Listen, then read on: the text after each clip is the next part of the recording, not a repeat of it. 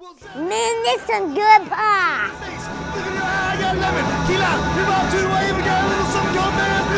Come on down and open up your eyes and get yourself big old hunk of dangerously delicious pies. DangerousPies.com. Right, so that's a step in the right direction, that's for sure. But you were a guy, by the way, that thought a change was needed, right, at the head coach position. Yeah, okay. I thought it had kind of gotten stale. Right. You don't win in this league without a really good quarterback, I don't think.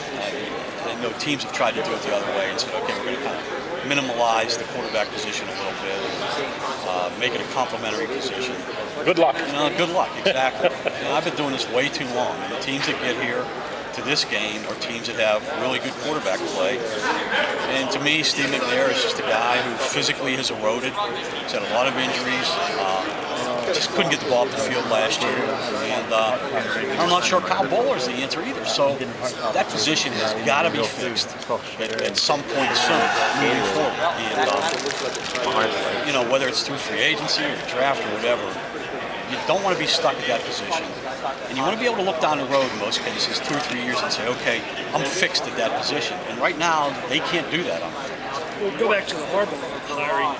Surprised he was a guy? Yeah, I was a little surprised. I don't know John at all. I admit that. I look forward to getting to know him better. That said, I think now, I've written this, I should know the stat. I think it's 23 coaching hires since 2005. And only 5 of them have been retread guys. So the trend certainly is toward the first-time guy, the younger face, the fresher guy. And I don't have a problem with that. I mean, I think there are good coaches like Jimmy Mora, the younger, and Greg Williams, who deserve second chances. But I don't have a problem with owners saying, you know what, I'm going to take the fresh approach. It happened in the city where I live, in Atlanta, with Mike Smith, and it's going on more and more. What are the younger guys, though, for like Russ Grimm? What the heck happened there? Maybe even Jim Schwartz to a degree. Now, 2 years ago, they were the hot shot. Yeah. Everybody wanted them, and now they get one interview, and they don't get any interviews at all. I'll give you another example. Mike Singletary came probably this close to getting the Falcons job last year. People claim that Rich McKay had to talk Arthur Blank out of hiring him. And this year, he hasn't been interviewed by anyone. Not a single person interviewed him.